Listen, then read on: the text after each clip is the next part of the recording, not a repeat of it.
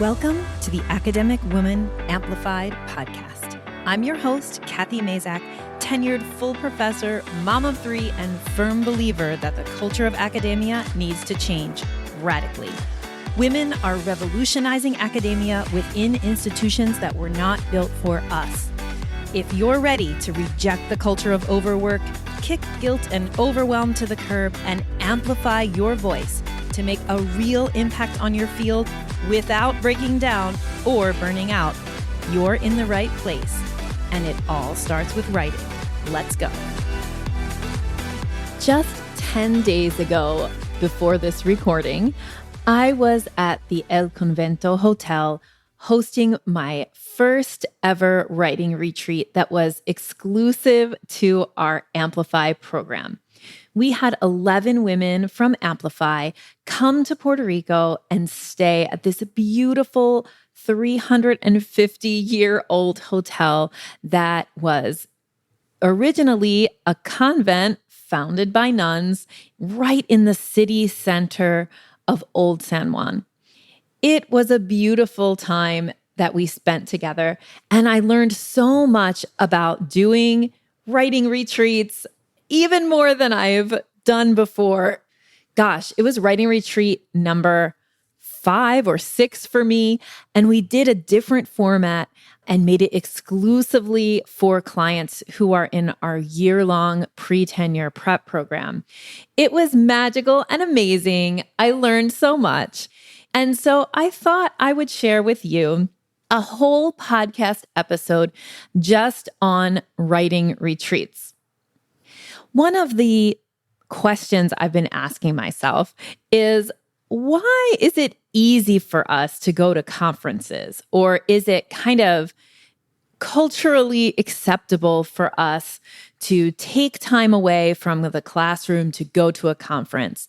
But it's absolutely not culturally acceptable inside of the culture of academia to go to a writing retreat, to leave your class, plan alternative activities, to go on a writing retreat, or leave your family, right? And the people who you care for to go by yourself on a writing retreat.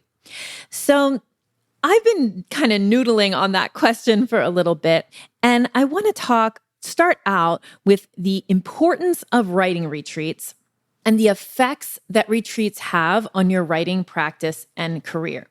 Now, there is actual evidence of these effects, and a great paper that we will hook up in the show notes is a 2016 integrative review on academic writing retreats by Kornhaver, Cross, Betejavis, and Bridgman.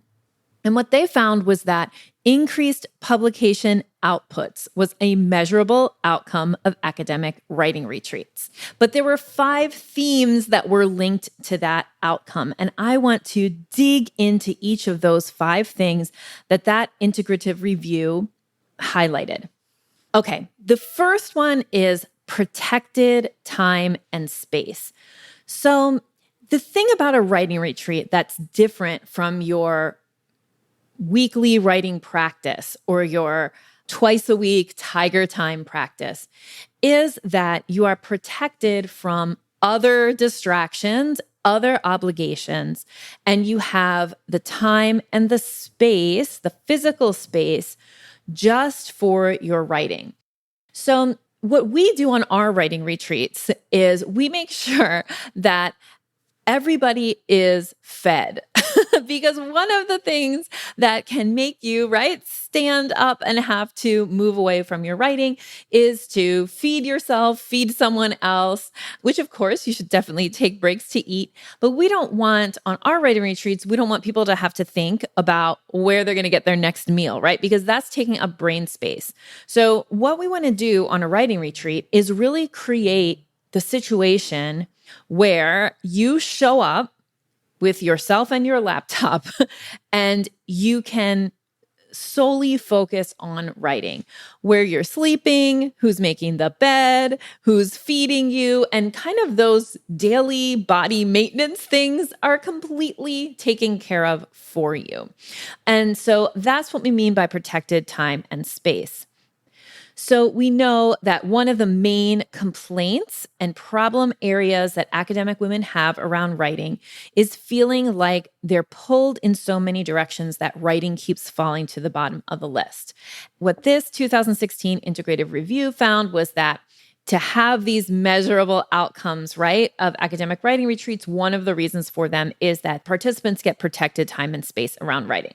The second theme that they found in the integrative review is about community of practice. So another thing that happens on the writing retreats that we do is we're bringing people usually from far-flung places together, and we're writing together. One of the features of writing retreats that I've set up is co-writing. So we always want to have kind of what I would call like public spaces or communal spaces or shared spaces where people can go and sit and write. We also want to have private spaces for writing so that there can be a balance between writing together and writing alone, because people are going to need different things in terms of their level of concentration, their physical comfort. Some people like to lie down with their laptop in a bed. Some people can write, sitting at a table or need to sit at a table to write. So we always make sure that we're kind of planning for that. But one of the main things we try to plan for is the idea of community of practice, which is where we're all going to get together in the same place. And the theme of our talk, even around, breakfast and lunch, is about writing. So on this Amplify writing retreat, we actually brought in speakers. And the first day we had several guest speakers talk to us. And those talks really sparked things in the brains of the participants. And that kind of had us all talking about our writing practice, right? And our publication practice. And that was building community of practice. It was giving us common vocabulary to talk about our writing. It gave us ways to consider different problems related to publication that then we could all talk about. So we really were doing activities on that retreat that were centered around community of practice. So that community aspect of writing retreats is something that this integrative review found, and also something that we try to infuse into our own writing retreats. All right, the third theme is the development of academic writing competence. So what you want a writing retreat to do, besides giving you the time and the space and the community of practice, right?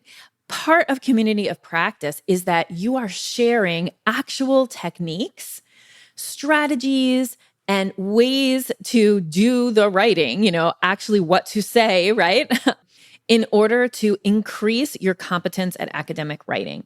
So for example, on our recent Amplify retreat, we had a editor from a high-tier journal talk to us about, we did kind of a little rhetorical analysis of two different types of abstracts that were getting published in her journal. And we looked at wow, these quantitative abstracts are kind of different from these qualitative abstracts, and talked about why. We had Anna Clemens, who is a science writer and science writing coach and editor. She talked to us about her story spiral and how we can use that to structure an academic paper. And we also talked to Zaida Ardvelo, who is a professional editor, and she gave us 15 concrete things we can do that were related to feedback that we got. So if we got a revise and resubmit, and we heard this type of feedback, she had it like this. She gave us kind of this rubric almost of categories of types of feedback, what the person says, what that means, and then what you can do to edit for that. So it was almost like a little system for editing your own writing after you get a revise and resubmit, or even before you submit. And so those kinds of workshops actually increase your academic writing competence. Usually, as academics, we're used to learning through courses. But the truth is, that we are learning all the time. We are learning by doing, we are learning by going to conferences, we're learning by teaching.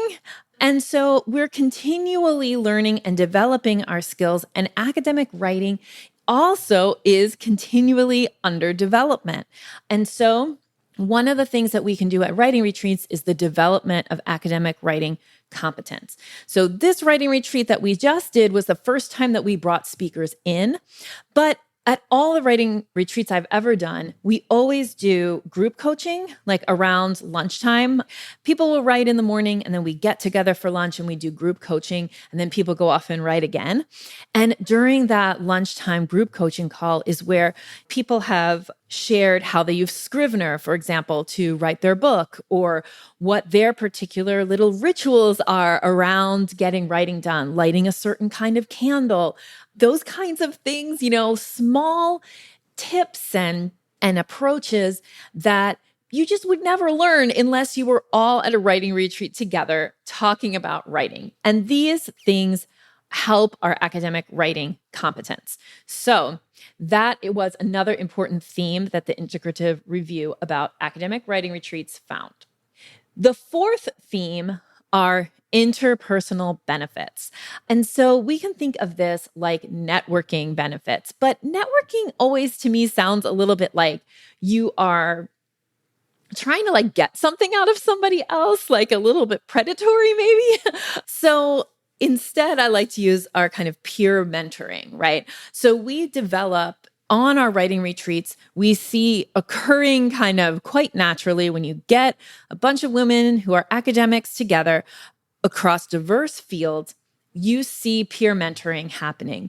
One way we did this on the Amplify retreat was that we actually did peer review. So those of you who remember from freshman composition, having to bring 5 copies, we used to be back in the day, right? You have to print 5 copies of your essay, and you had a rubric or some way to organize your review, and you would exchange copies and do peer review in class. At least I did that. And I also taught that as a instructor especially in my master's program at University of Arizona.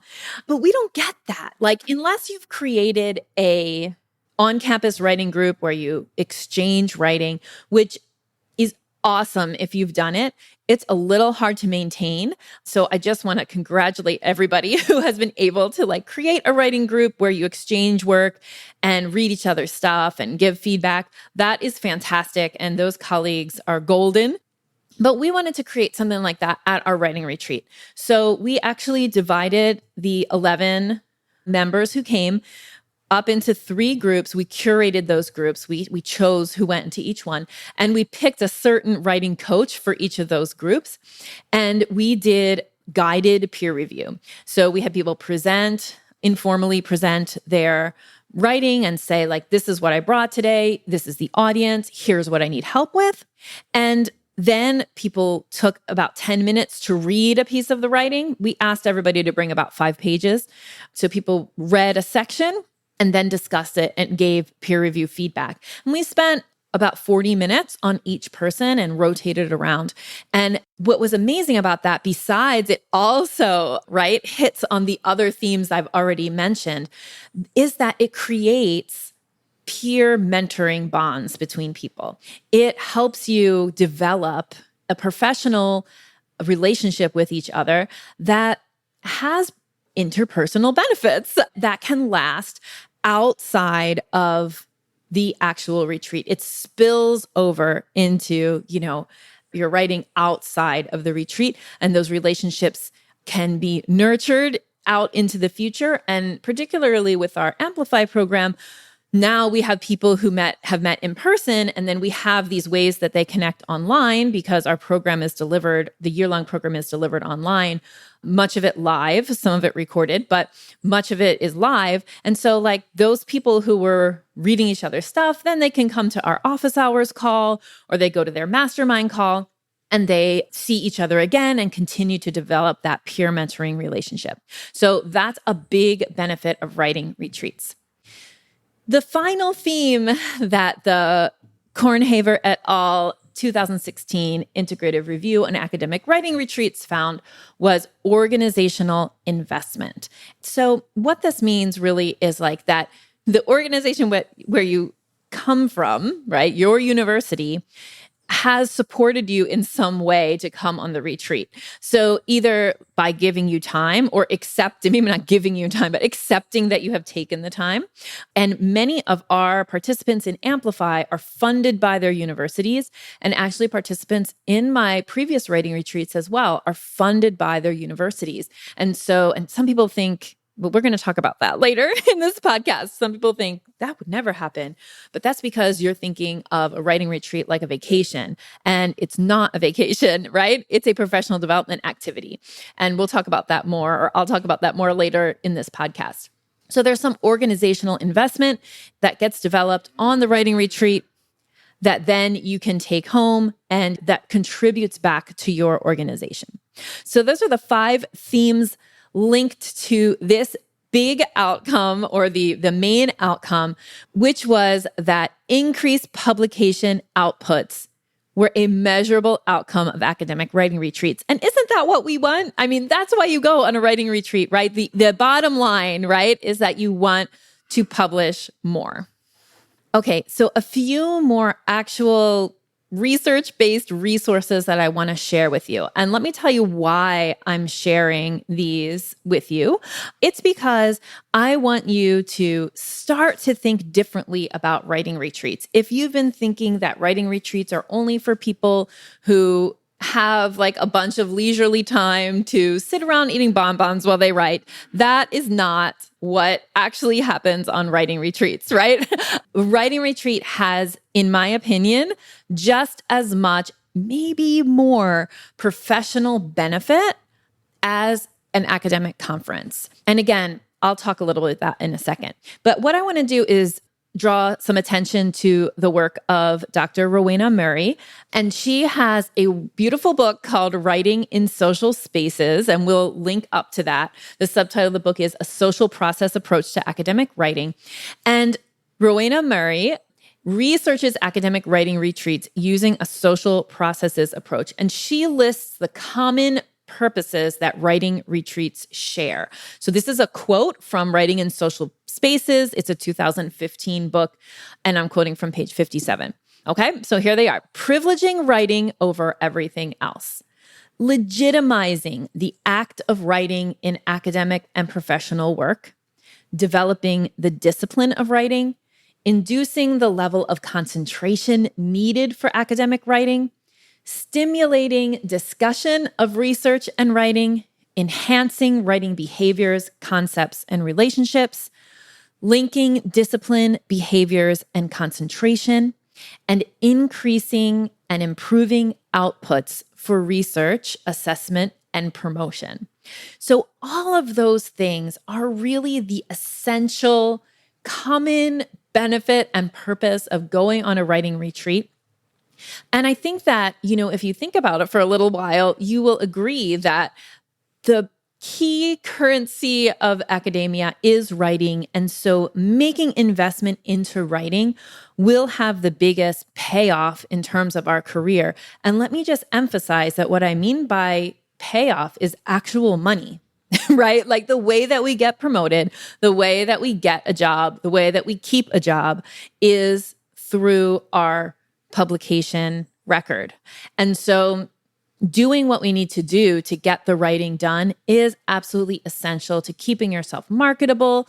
It's essential to making career moves that you want to make, going up for promotion, moving from one institution to another. So all of these have very, very big benefits for our career. And I will say they have just as much benefit or more as going to your field's conference.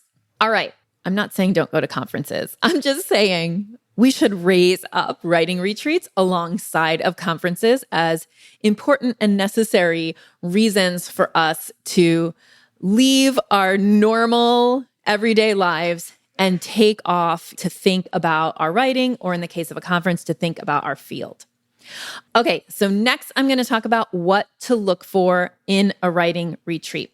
All right. So one really important thing about a writing retreat is a change of physical space, right? Remember that the literature about writing retreats says that protected time and space is an important part of writing retreats, or important part of getting that benefit of increased publication outputs.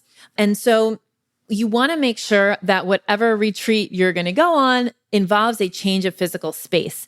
Now, I'm going to talk to you a little bit about how to afford a writing retreat, and I'll also talk a little bit about how to create a writing retreat-like experience for yourself at different price points, different levels of investment. So I'll get to that. But we want to kind of lay down the groundwork for what to look for in a writing retreat if you're shopping around to invest in going on a writing retreat. So change of physical space. You want to make sure that your food and any other caregiving or household tasks are taken care of.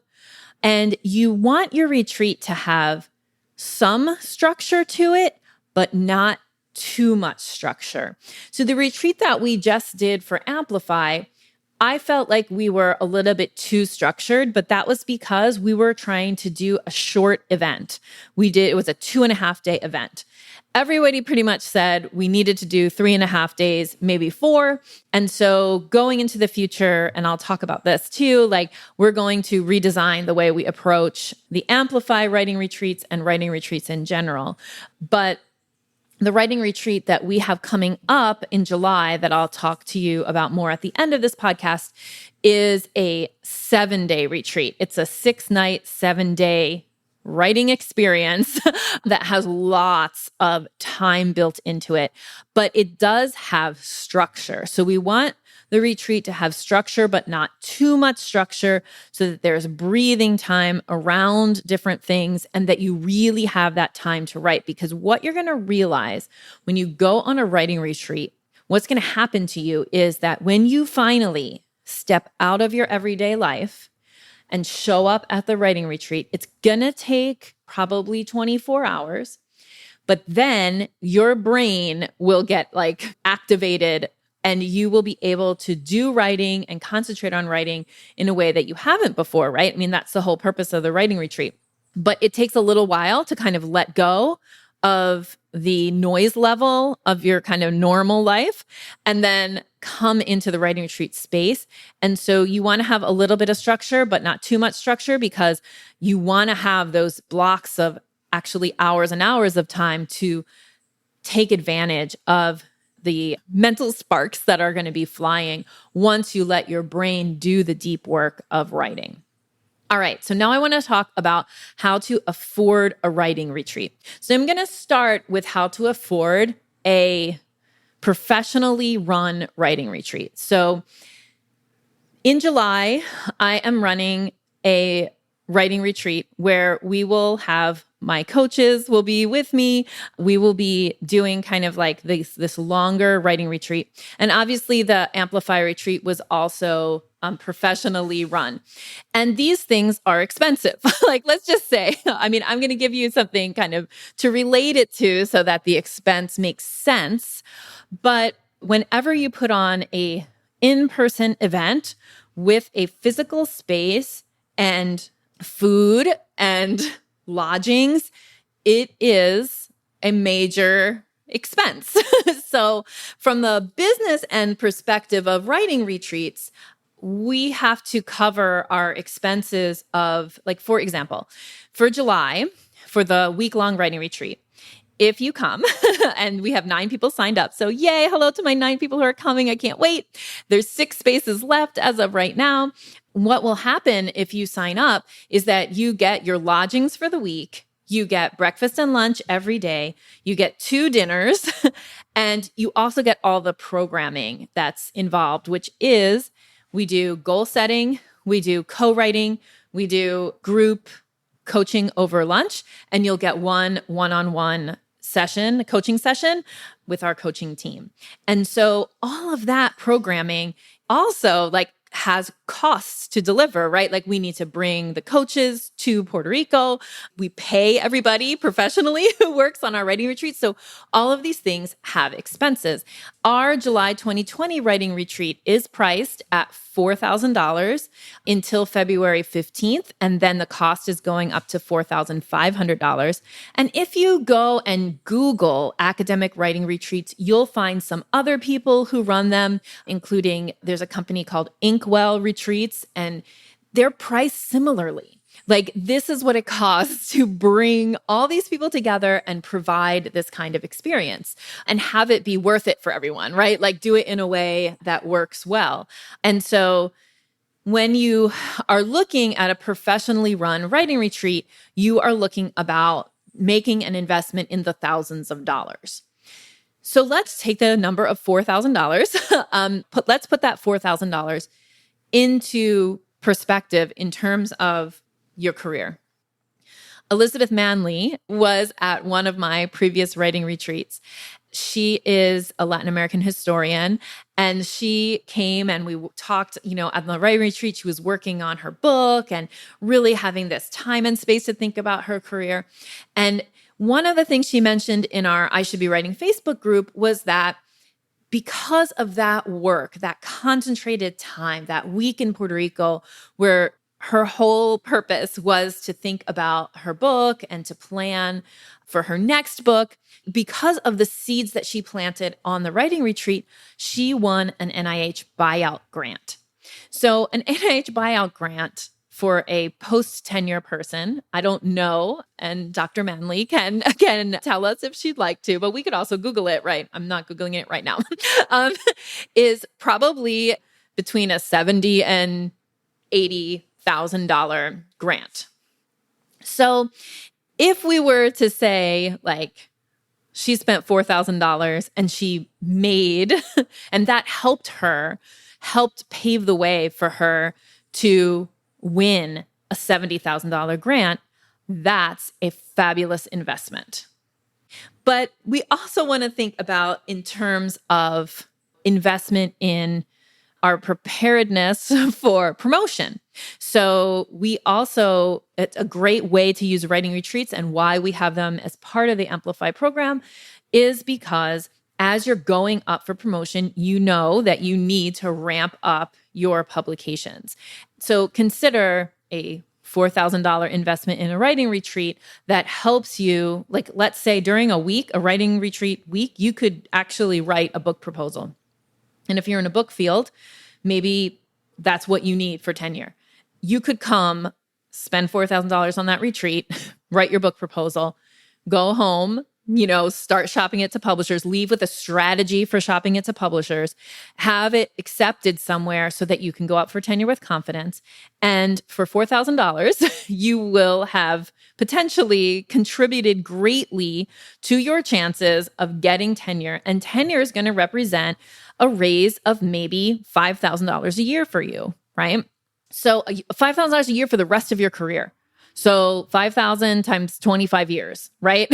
So we're talking about like a literal payoff in terms of promotion. And we could go on with this analogy and think about, going from associate to full professor, which has many times an even bigger pay raise related to it, or the ability for you to get a job at a higher paying institution if that's what you want, or the ability for you to get grants that will bring in summer salary for you, or will let you hire a postdoc, or any of these things that have actual monetary payoffs. And if a writing retreat can be kind of like a lever that propels you to be able to get more writing done, which, by the way, going back to the 2016 integrative review, is the outcome, right? The measurable outcome is increased publication outputs from academic writing retreats. Then, we're really talking about a worthy and worthwhile investment. Now, for my July 2020 retreat, pretty much everything is included except your flight. Okay, so you have to get yourself to Puerto Rico. And we don't include dinners, but that's because we are going to be located in the Ocean Park neighborhood of Isla Verde, which is in San Juan. And it's a little neighborhood that's known for its like cool gastronomical places and quirky, cool fusion restaurants and things. And so we wanted to give people the opportunity to go out and experience, some culture outside of the retreat venue.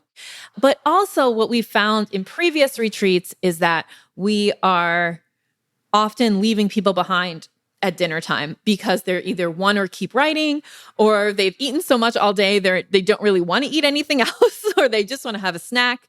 And so we decided to just have a welcome dinner and a farewell dinner. So of the 6 nights that you're going to be there, 2 are taken care of. You only have to come up with dinner on 4 nights. And it could be walking down the street and getting a lovely, pressed ham and cheese sandwich or something for dinner, which might cost you $3. So it's really kind of an all-inclusive retreat for that price. And it also includes all the programming. So I was trying to make an argument there for why you would invest in a writing retreat. I hope that also throughout this podcast and with the resources we're going to link up, you're going to see how important a writing retreat can be for professional development. So I also want you to ask your institution for funding. And we have a previous episode of the podcast about securing institutional funding that we'll link up in the show notes so that it gives you kind of my process of how to ask for funding. So what you want to make sure you're doing when you're asking for funding for a writing retreat is to cite the literature about the benefits of writing retreats. And you want to make sure that your university sees it as a professional development opportunity and not a vacation. Okay. So one thing I would like to say, I had an experience with someone once, and I'm sorry if if this person is you and you feel sad about this, but really I did get a little bit offended. Someone was going to come to our writing retreat, and her institution, when they found out their retreat was in Puerto Rico, they decided that they weren't going to fund a retreat in Puerto Rico. So I actually find that to be actually horribly racist, because actually in tropical spaces, we do work too. We're working down here. It's not like we're sitting on the beach all day, no matter what the Corona ads say. So the fact that you can write in a beautiful space enhances the writing retreat. It does not take away from its professionalism because people work on tropical islands all day, every day. So the fact that our July retreat is 200 steps from the beach, maybe you don't want to write that in your letter, but if somebody tells you they're not going to fund you because the retreat is in someplace interesting, not boring, I would call that out. Okay. So just want to mention that. But I do think that you should be asking for professional development funding to come on a writing retreat. So I talked about how to afford or ways to think about paying for yourself to go on a professionally delivered writing retreat or get funding for a professionally delivered writing retreat. But there's other things you can do to create a retreat experience for yourself that can help you to have some of the benefits of the writing retreat, even if it's not a professionally delivered retreat, okay? So let's go back to those things that you want to make sure you have. You want to make sure you have a change in physical space. You want to make sure that your food and any other household things are taken care of and are not your responsibility. You want to get all your caregiving squared away and taken care of. And you want to create structure for yourself, but not too much structure. So I am going to give you a low cost and then a free way to do that. So they're very similar. So the low cost way would be to get on Airbnb and find yourself some adorable place with a lovely view of whatever, some natural view would be lovely, and book it, spend $200, $300 to book your own writing retreat for a couple of days.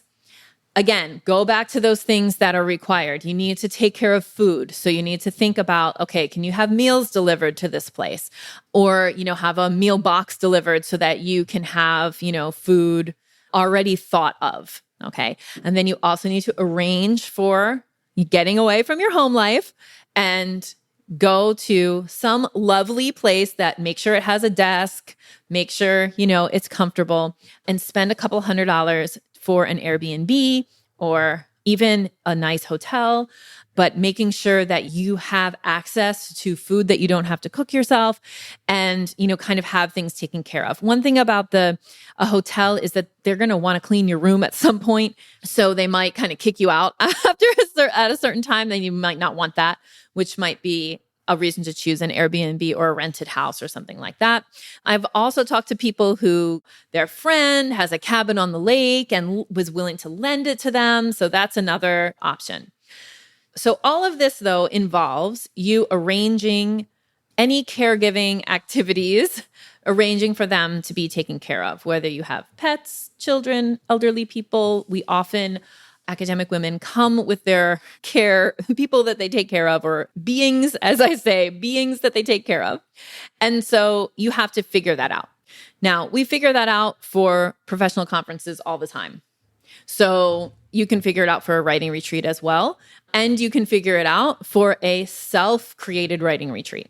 And so think about the ways that you would figure that out for a conference and use those same ways to get away for 2 or 3 days to an Airbnb or something where you can write and really, focus on your writing. Now, when you do that by yourself, you don't get all the benefits of academic writing retreats, but you get some of them, right? You get the protected time and space. You might get the development of academic writing competence because you're practicing, right? You don't get those interpersonal benefits or the community of practice benefits. You could certainly try something more elaborate to arrange a group of people to go somewhere. I'm trying to give you some simple, low-cost ways to get some of the benefits of writing retreats. And then the cheapest way is to actually plan a writing retreat that you don't sleep someplace else. Okay, so let's imagine that you feel like you really can't leave your beings that you need to care for. So you could do a writing retreat that lasts during working hours. But again, let's go back to the key things you need. You need a change of physical space, take care of food, get away from caregiving, structure, but not too much structure. I'm going to talk about structure in a second. So what you want to do is find a place that you can go and sit. And I'm going to give you some examples. You could rent or reserve one of those cubicles in the library or a room in your library. You could go to your public library. You could go to a hotel lobby. You could go to a coffee shop in a nearby town, but not your town, because you really don't want to be interrupted by people. So think about different kind of public spaces where sitting and writing at a laptop would be acceptable, and take yourself to that space. Don't do it in your office. Don't do it in a place that your department can find you. Now, let's talk a little bit about structure, but not too much structure. If you're doing your own retreat, what you want to do is create some kind of pattern that you follow during the retreat. So one that I helped one of my clients create, because she did this exact thing where she's like, I can't come to Puerto Rico, but I want you to coach me through a writing retreat. And so we created this thing, and she found this beautiful spot on Airbnb, and we had a coaching session during the time she was there. It was really fun, actually. And the structure that we created for her was write, walk, eat. Write, walk, eat. And so she would do an hour or an hour and a half of writing during her tiger time. She would take a 20 or 30-minute walk, and then she would have a snack or a meal. And then she would cycle through that again. And that gave her enough structure that it wasn't just like everything was a giant blob of time. It gives you and maybe in an 8-hour day, you could cycle, through that 3 times. And that would be a great way to use, an 8-hour block of your kind of sneak away retreat, right? So I hope that in the process of this podcast, I've given you lots of things to think about related to writing retreats. Now I want to give you all the details about our July retreat, because we are filling those last spaces now. And we have a date for this current pricing of February 15th is the cutoff for the current pricing. So as I mentioned before, it is a 7-day, 6-night retreat. You will arrive in San Juan. grab yourself a cab to the retreat venue, which is the Dreamcatcher. The Dreamcatcher is a boutique eco hotel in the Ocean Park neighborhood on a very famous street in San Juan. You will get more of the kind of, it's like a little bohemian. The food is all vegetarian, and it's situated in a spot that you could walk to other places around the neighborhood and get more of a neighborhood feeling than you would get if you stayed at one of the fancy high rises in San Juan. So it's a boutique hotel, which means that all the rooms are a little different, but every room, or almost every room, has a hammock. So get ready to write in a hammock. And many of the rooms have their own little kind of outdoor patio area. Some of them have outdoor showers. And the location of the Dreamcatcher is just a few steps from the beach. So if you want to go and do a few yoga poses on the beach, take a walk on the beach, it's right there. The hotel itself is also air conditioned, and so it's a very comfortable. It is July in San Juan, so outside is going to be warm. And so we are going to make sure that if your room doesn't have a writing desk, that we will be providing some kind of writing desk for you inside of the room, whether it's a lap desk or something. But most of the rooms have a writing desk in them.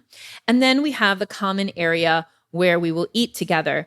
And that space, we'll have it set up for co-writing. And what co-writing just is writing sitting next to each other.